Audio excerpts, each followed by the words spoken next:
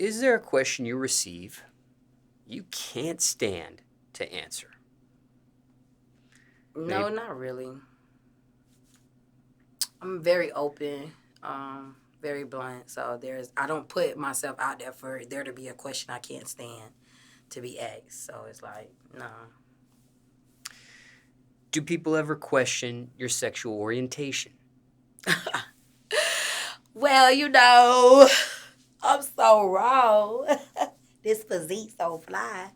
I mean, why wouldn't you? Nah. I mean, people, before I became a lesbian, like I've been with guys. So it's like, they don't really care that I'm engaged. I'm in a whole relationship. I've been with my fiance for 8 years now. They don't be caring. They like, I want it. And then you have girls that be like, we want to be apart. So, people don't care. I just go with the flow. Take me, baby. Just take me. Just we love it. I never cross the line though. Don't get it twisted. I never cross the line.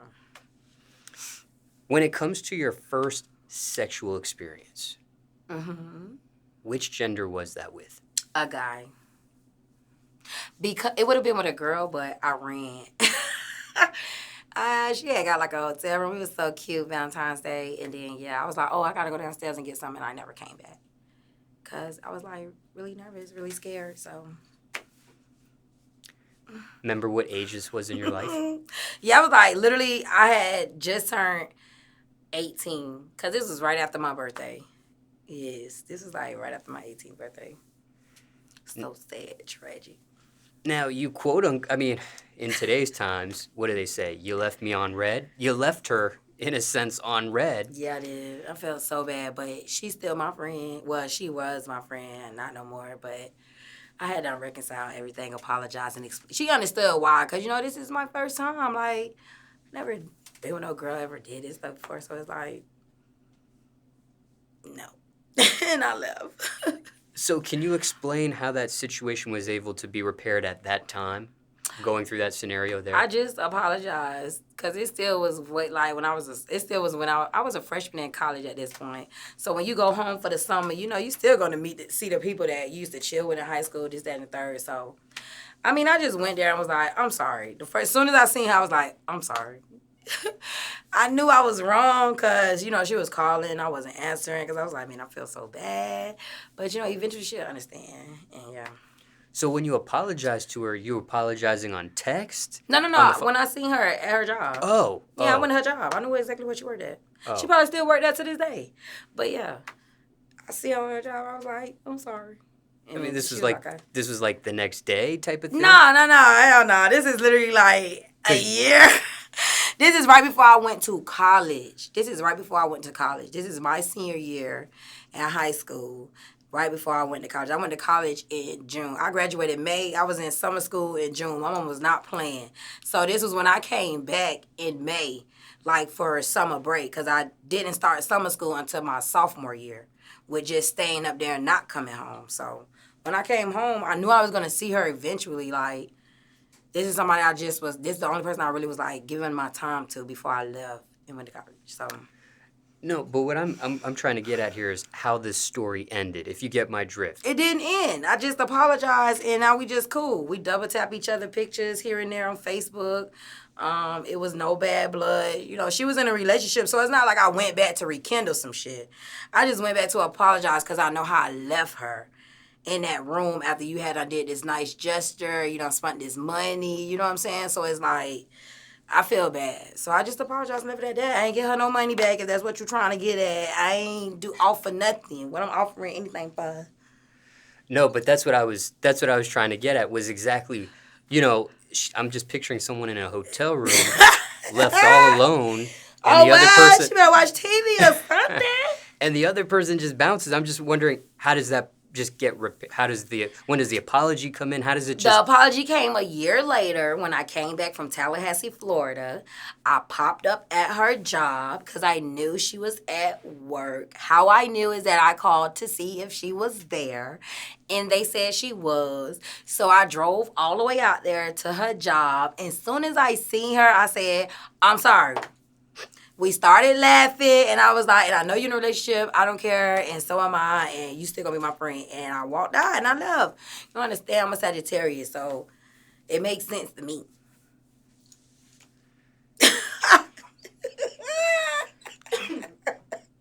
And I'm dead ass serious. And that's how it ended. Now, when you do end up having your first sexual experience with a male, how long after that Valentine's Day did that take place? That experience was like... Same year? That experience was before. Oh, okay. That was like birthday behavior. I was grown then. But I wasn't, because I should have never did that shit. Oh, that shit made me mad. You know how you just feel like, why did I get this to this person like years later? Oh my God. It made me so mad. That's that hurt. And that was the first time you lost your virginity? Yes. So what was that, 17 for you? 18 for me. 18 for you. Yeah. Told you it was birthday behavior. I was waiting to turn 18 so bad so I could throw it back. Because they said that's the age you should start fucking. That's what I did. But I used to lie and say I had already did it before, but it was all cap. I just didn't want to be on that peer pressure shit with them girls. Like, girl, just do it. Like, girl, let me do it when I do it. So you did it on your own terms. Yeah, but if you got to fake it till it happen, please do so, because people will really try to convince you as to why you should be doing certain things. Like, don't do that shit if you don't want to. And for time reference, it's January 2022 now. When it comes to your fiance, you do have a YouTube channel together? Yes, Us Outsiders. That's the name of our channel. And when it comes to the YouTube channel, for people getting to know you for the very first time, can you explain that? What's on that channel in particular, what you two do, that sort of thing? Oh, yeah. So we just do the normal, the vlogs, the pranks, the advice, the challenges, and really that's about it. We do mukbangs here and there, but, you know, they really go up for our vlogs and our challenges. And pranks, too. Like, the pranks be up there, like, it's just your normal YouTubers. Oh, so this is like a couples channel. Yeah, it's a couples channel. And then we have an individual channel as well. And then I have my Cool Kids channel that I'm focusing on as well. Care to explain those and share those channel names? Yeah, so the main channel is Us Outsiders. Our individual channel is I Am Red. And then Lil Bit's on is A Little Bit of Lil Bit. And then the Cool Kids channel is Cool Kids Rock. And yeah, that's really about it. You know, once you go over there to the channels, it's very self-explanatory. For the Cool Kids, we just focus on colors, learning, reading, playing games and stuff like that. And our individual channel is just really just us, you being with us individually, how we really go about how we be. And that's really about it. Like, yeah. That's about it, really. Now, when it comes to you and your fiance, has there ever been talk about a reality show of some sort of just you two? Yes, we actually were. Before I did the whole Zeus thing, we actually were being considered for to be announced reality TV show. We had went through the whole just speaking to the different producers and also speaking to Dr. Hogan. Shout out to him. He's the psychologist that's behind the scene. This is the doctor. Like, when you do reality TV, they're going to have you to speak to a psychologist just to make sure you're not crazy. You ain't going to think about harming yourself or killing nobody while you on the show. You know, the whole nine. Like, they got to just make sure you ain't crazy. So we spoke with him, and, you know, everything was going good. But I think when they put those pilots together, you know how they pitch them to the networks, I don't think it got picked up from my understanding, because it just really went silent, went ghost. And for me, just doing BGC twice is like, I kind of really know what that means. So we were considered for a show, and then it didn't happen, and then Zeus came, and that was really about it. But I know they'll want to put us on TV. Like, who we? We two of a kind. Like, it's very entertaining. So fingers crossed, it's coming. Stay tuned, it's coming. And for sure. When you mention Zeus here, you're referencing The Conversation. Yes. The show I helped them get the most ratings they ever received on their platform with, yes, that show. Now, when it comes to the potential reality show of you and your fiance, was that something that was requested from you? This TBA scenario, they sought you out, or was this Yes. something you were pitching to people like, hey, Oh, no, they came to me. Yes, they came to me. You know, I keep my receipts, my emails, and stuff like that. They most definitely came to us after watching a few of our YouTube videos, actually. Mm-hmm. When it came to The Conversation, that was something you were also requested to be a part of? Absolutely. I will never audition anymore because I do know my worth and my talent speaks for itself. So it's like anything you put me a part of, it's gonna do numbers, you know, is what I like to say. And of course they came in my inbox like, hey, we would love for you to do blase squaze. Mm-hmm. Prior to you doing The Conversation, and there were two parts, it was a two-part I know. It was scenario. only supposed to be a one part, but, you know, they snuck in that two part after they seen how, you know, things possibly would go because of what they probably seen while editing, you know. They needed your girl, you know. How long prior to The Conversation had you done BGC? 8 years ago. I had finished filming BGC in 2013 before doing The Conversation in 2021.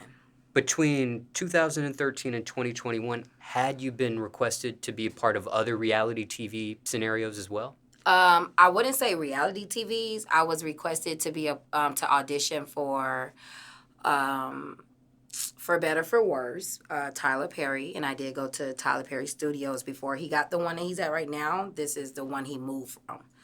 I did go there for that, and then I got asked to come to audition. After I did that one for Better for Worse, they was like, I love your voice. We want you to try out for Barbershop 3.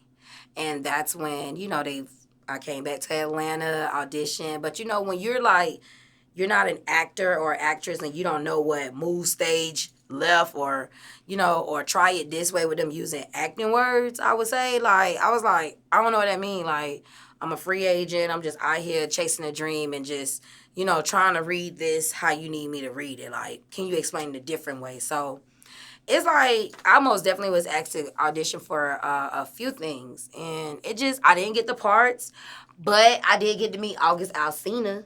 Because me and him was at closed auditions together. That was so cute. But yeah, I didn't get it all.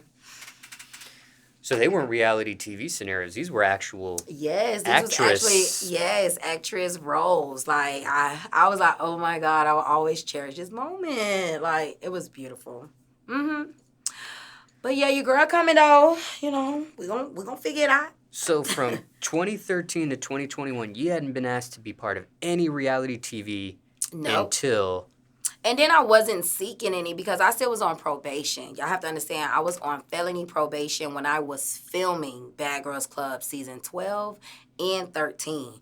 Like, I was on state felony probation and I got 2 30-day travel permits to be able to record the show. And this was granted by the judge.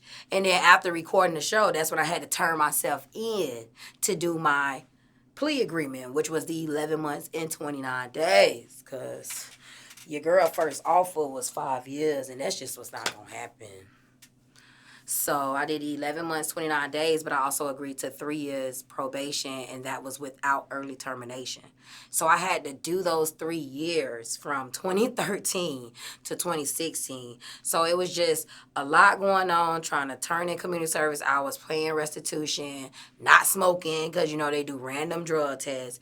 It just was, my life was at a different place to where I was really like, hiding because I had to finish this legal stuff before I can even try to want to travel and host shows and audition for things because you can't really travel. You're not supposed to leave that county, you know, without the permission of from your probation officer. But, you know, niggas gonna do what they do, you feel me? Like, you ain't gonna know I'm out of the city unless I get in trouble with the law. You know what I'm saying? So when you smart about it, it's like you still go after certain things, but I just had to fall back for a little bit. And then came back with selling health insurance. I'm always go to where some money at. I can't go for that little change. I gotta go to where the commas coming in at, cause I need to help me get to where I'm going. And then it landed me on YouTube, and now we're here. We're here. This is amazing. Just curious, when you did that 11 months and change, Yes. where were you stationed at that time? Leon County Jail in Tallahassee, Florida. Yes. Ever calculated how much money you could have had in the bank Yes. had you not had that scenario legally going on? Yeah, but see, the thing is, I had that legal scenario going on before TV. So it's like that came first. TV just helped me as far as the big amount with being able to pay certain fees. I didn't get rich off of Bad Girls Club. $500 a week is nothing. This is why we do the things we do when you scam and you do other things. You know what I'm saying? So it's like that was just a way of stepping into the social media limelight with the following base and the building yourself to where you don't have to do that no more. And now we're going to do paid promos, and we're going to host clubs, and we're going to market and pitch yourself. That's what we're going to do. And that's what it turned into once I was comfortable enough with the money I was making to quit my job. And that's what me and my fiance did 4 years ago. We haven't worked since. When it came to the conversation, how was that pitched to you? Oh, so things were being said. Creatures were coming out at night, and they were posting, and they were trying to get my attention, so bad because I had started going back viral. When you don't have to do too much, you ain't got to do too much. So the viral clip on TikTok, to you, Reg, you're being disrespectful. To you, that's my clip, and I don't know why I went viral, but it did, and that shit just started back with attention for me, and I guess, people don't like that when they don't have really too much going on because, I don't know any bosses that have the time to speak negative on a nobody's life or someone that is living not to their standards. Have you met any bosses that did that? I don't know none. Only bosses I know is the ones that's really hustling and working and just trying to keep a narrow. You feel what I'm saying? And that's what I'm trying to be. So once that happened and lies were continuously told, at this point you're begging for me to help and save what you got yourself into with pitching yourself to this company because your first show didn't work that you wanted me to be a part of. And, we have the receipts where people like, oh, I know we'll make $100K together, this, that, and the third. Still declined that because, I'm on the road to coming up with my YouTube. I know what YouTube can do for you. I have spoke to a lot of people that are very successful from it. So at this point, I'm trying to know that. I don't have time for the other shit. So it just kept coming around. You know how you know how you'll just keep killing them and they just keep coming back? It was like that. So now once a network reached out and offered, a 5-figure number to speak to a nobody. We're going to say that one more time because we ain't talking about like 1,000, 2,000. Woo. When this network inquired a 5-figure to a nobody to speak to someone they wanted me to revive for the show, I couldn't turn it down. Had I known it would turn out the way it did, I probably wouldn't have done it. But because I'm so raw and real recognize real, everything went in my favor. I'm talking about any and everything that was ever posted went in my favor. Yeah, so, they came in my inbox, and they're in there yet again, speaking, inquiring about me to do things, as far as show related. And I'm like, damn, I thought everybody else had to audition and send in emails. Why are you guys yet inquiring again to a nobody? Breaking news. We'll never understand. We'll never know. Back to you, Small.